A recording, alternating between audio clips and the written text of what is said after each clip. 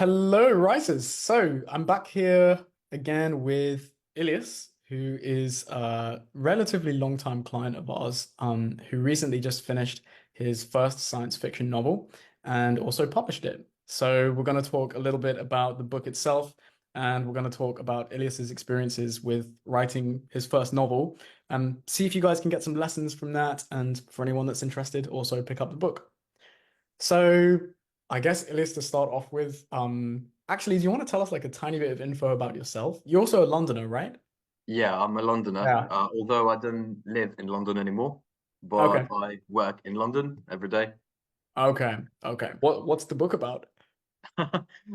So yeah, I've spent so much time marketing it. I should be better at actually talking about it. Mm, So it's called Spaceborne. It's a young adult hard science fiction coming of age thriller, yeah. say the long genre. Mm. It's about two young adults, as you might have guessed, who were born in the middle of the journey towards a destination star. The part of the idea that I really like is like this thought of being born on a spaceship that is in the middle of a voyage and then knowing that you're not even going to reach the destination in your lifetime. Like that's Yeah. it. You're just born a passenger and you're going to die as a passenger. That idea to me is so like freaky but at the same time fascinating. When we started working together originally on the book, what kind of stage were you at with writing it? So I had finished the story, modeled as it was. Uh, but yeah, it was a finished project with characters and plot lines and everything. And as you may know, I'm a big plotter, so I had mapped out everything Yeah, since the yeah. beginning. So we were more helping you go back to edit instead of developing everything from scratch. But I'm sure people will be able to relate. But like, what kind of things were you struggling with at that point? Like, why was it? I think the biggest struggle back then was as I said, the muddy middle, Yeah, which is yeah. always the problem.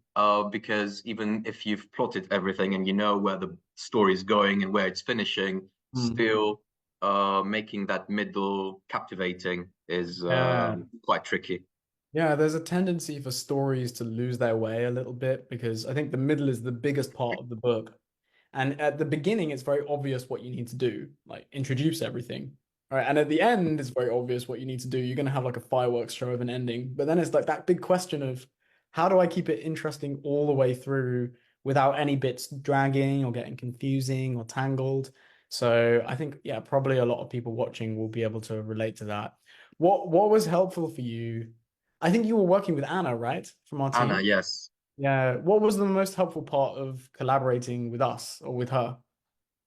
Well, I think the most helpful in terms of tools was the early sheets we did for character and Exercises. understanding. Because as I said, I had my character sheets and I had everything, but I didn't really know the characters. Let's say in terms of how Anna actually helped me a lot was with getting that urgency in the Yeah. middle part of the book and raising the stakes.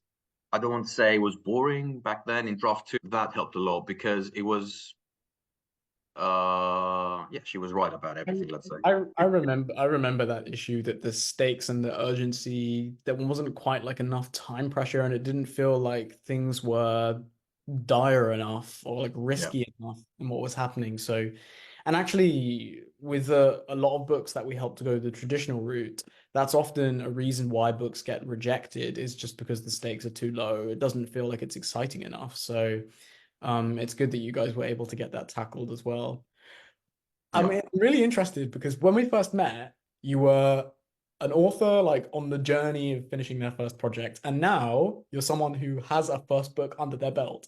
So if you're like looking back over that whole journey you've just been on, do you have any like anything that you really feel like you learned from that that you would want to share with the group or People are always very um, confused when I say this. Not a good 80-90% of the book was written in the tube. yeah, that's awesome. Yeah, so make use of whatever time you have. I'm a Yeah. father working, so that's the only time I had. That's the only time I used.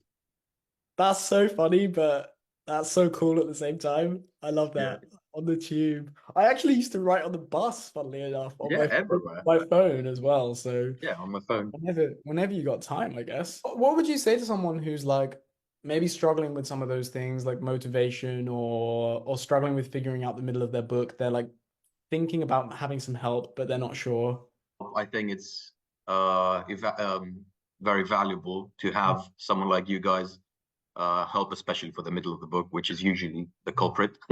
Yeah. Um, but yeah, especially if someone is thinking about self-publishing, I think it's unavoidable. Do you want to let us know, where can we buy the book itself? And then where should we find you? Where should we follow you? Yeah. The book is on Amazon. It comes out on the 22nd of March. Thanks for taking the time to talk to me about the project. And we had a blast working with you. So excited to see where it goes. Thanks. Thanks, Ilias.